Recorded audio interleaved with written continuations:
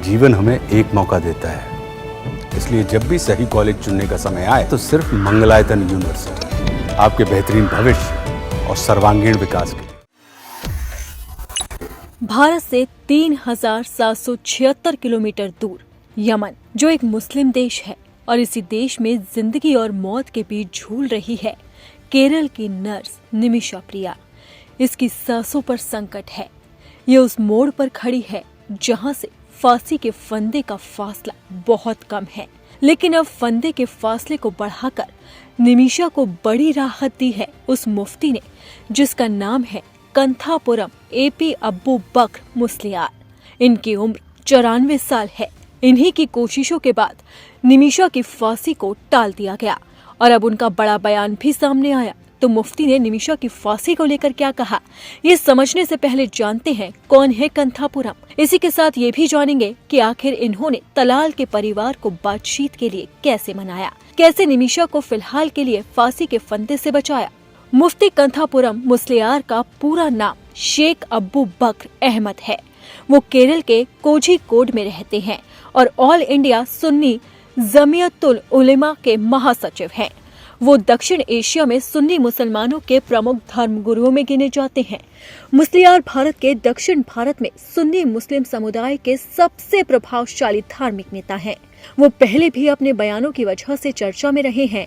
मिसाल के तौर पर साल 2019-20 में नागरिकता संशोधन कानून के खिलाफ सड़कों पर उतरी महिलाओं को उन्होंने नसीहत दी थी कि वो इस तरह के विरोध से बचें। हालांकि उन्होंने खुद CAA का विरोध भी किया था। उनके नाम के साथ ग्रैंड मुफ्ती ऑफ इंडिया का ओहदा भी जुड़ा है।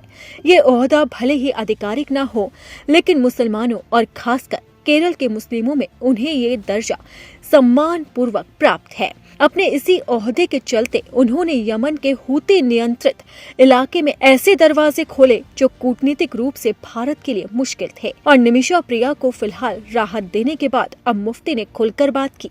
उन्होंने कहा कि इस्लाम में अलग तरह का कानून है। अगर हत्यारे को मौत की सजा सुनाई जाती है तो पीड़ित के परिवार को माफी का हक है। मुझे नहीं पता कि ये परिवार कौन है, लेकिन मैंने दूर से ही यमन के जिम्मेदार विद्वानों से संपर्क किया। मैंने उन्हें मामले को समझाया। इस्लाम एक ऐसा धर्म है जो मानवता को बहुत महत्व देता है। जब मैंने उनसे हस्तक्षेप करने और कार्रवाई करने का अनुरोध किया तो विद्वानों ने मुलाकात की, चर्चा की और कहा कि वो जो कर सकते हैं करेंगे। इसके बाद उन्होंने हमें आधिकारिक तौर पर सूचित किया और एक दस्तावेज भेजा जिसमें कहा गया कि मौत की सजा की तारीख स्थगित कर दी गई और अब इस बातचीत को आगे बढ़ाने में मदद मिलेगी। निमिषा की फांसी को टलवाकर मुफ्ती ने वो कर दिखाया जो अब तक असंभव नजर आ रहा था, क्योंकि जिस तलाल की हत्या का आरोप निमिषा प्रिया पर लगा था उसका परिवार बात करने के लिए ही राजी नहीं था। 8 करोड़ रुपए की ब्लड मनी की पेशकश भी की गई, लेकिन भारत सरकार और परिवार की सारी कोशिशें नाकाम हो गई। लेकिन अब मुफ्ती ने निमिषा के लिए उम्मीद की किरण जगाई। उन्होंने यमन के धर्मगुरुओं से बात की और फिर तलाल के परिवार से संपर्क किया। तलाल के भाई के साथ 14 जुलाई की पूरी रात बातचीत की गई।